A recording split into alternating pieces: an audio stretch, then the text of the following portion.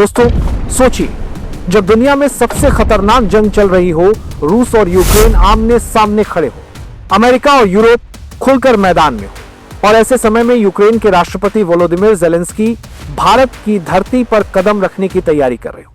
सवाल यह है कि जब ज़ेलेंस्की और प्रधानमंत्री नरेंद्र मोदी आमने सामने बैठेंगे तो दुनिया को क्या संदेश जाएगा? क्या भारत रूस और यूक्रेन के बीच किसी बड़ी शांति भूमिका की तरफ बढ़ रहा है, या ये दौरा केवल दोस्ती की शुरुआत है?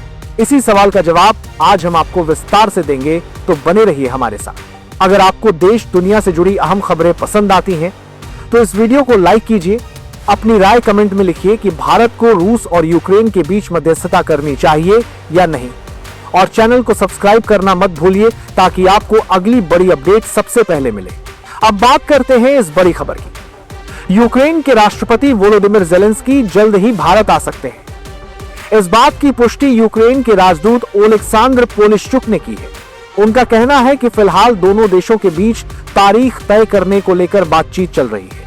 यह दौरा इसलिए भी ऐतिहासिक है क्योंकि अभी तक किसी भी यूक्रेनी राष्ट्रपति ने भारत का दौरा नहीं किया है।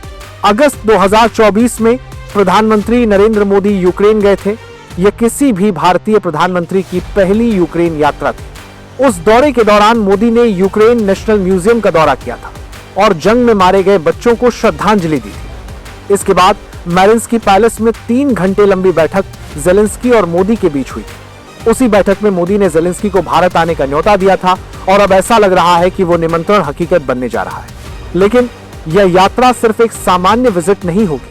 यह भारत और यूक्रेन के रिश्तों को एक नई दिशा देने वाली मुलाकात मानी जा रही है। राजदूत पोलिश्चुक ने कहा है कि भारत और यूक्रेन के बीच भावी रणनीतिक साझेदारी की संभावनाएं हैं।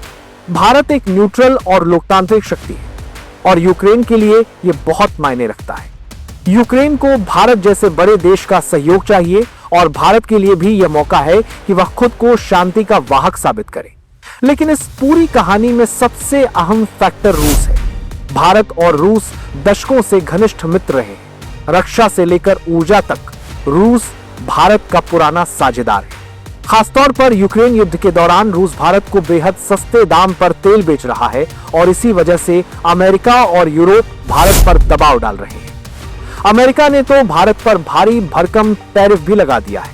50% का टैरिफ, जिसमें 25% सीधे तौर पर पेनल्टी के रूप में लगाया गया है, और इसका कारण है रूस से भारत का लगातार तेल खरीदना। अब अगर भारत ज़ेलेंस्की को खुलकर सपोर्ट करता है तो रूस नाराज हो सकता है, और अगर भारत रूस के साथ पूरी तरह खड़ा रहता है तो अमेरिका और यूरोप और ज्यादा दबाव बनाएंगे। ऐसे में भारत के लिए यह स्थिति बेहद संतुलन की मांग करती है। दिलचस्प बात यह भी है कि इसी साल के आखिरी हफ्ते में रूस के राष्ट्रपति व्लादिमीर पुतिन भी भारत आने वाले हैं।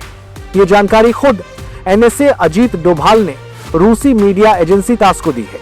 यानी आने वाले महीनों में भारत दोनों दुश्मन देशों के राष्ट्रपतियों की मेजबानी करेगा। सोचिए, एक तरफ ज़ेलेंस्की और दूसरी तरफ पुतिन। इसका मतलब क्या भारत अब शांति वार्ता का केंद्र बनने की ओर बढ़ रहा है? क्या भारत दोनों पक्षों को बातचीत की मेज पर ला पाएगा?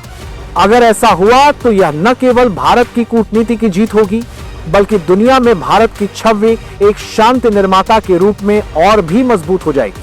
लेकिन हालात इतने आसान भी नहीं है। अमेरिका और भारत के बीच भी फिलहाल व्यापार को लेकर तनाव बढ़ रहा है। टैरिफ के चलते भारत की अर्थव्यवस्था पर असर पड़ सकता है, लेकिन भारत ने साफ कह दिया है कि वह अपनी ऊर्जा नीति बाजार की स्थिति देखकर तय करता है। विदेश मंत्री एस जयशंकर ने स्पष्ट कहा है कि तेल खरीदने का फैसला किसी राजनीतिक दबाव में नहीं, बल्कि भारत की आर्थिक जरूरतों को ध्यान में रखकर किया जाता है। यह बयान दिखाता है कि भारत अपनी स्वतंत्र विदेश नीति से पीछे नहीं हटेगा।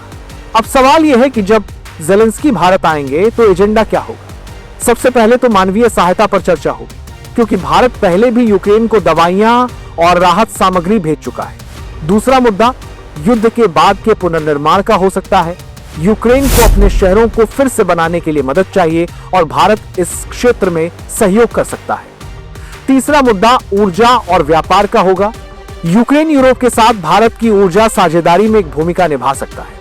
और सबसे अहम सवाल यही रहेगा कि क्या भारत रूस और यूक्रेन के बीच किसी तरह की मध्यस्थता करेगा?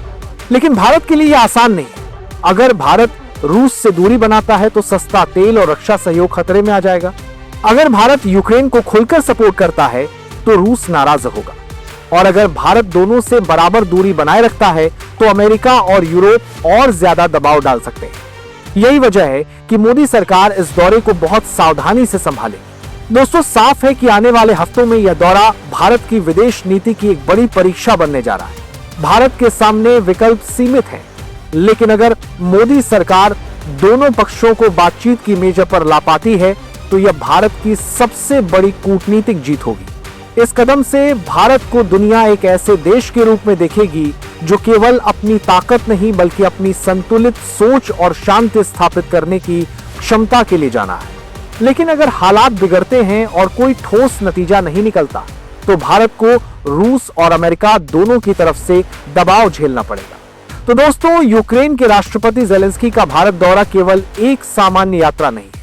यह दौरा भारत की कूटनीति, रूस के साथ दोस्ती और अमेरिका यूरोप के साथ रिश्तों तीनों की सबसे बड़ी परीक्षा है।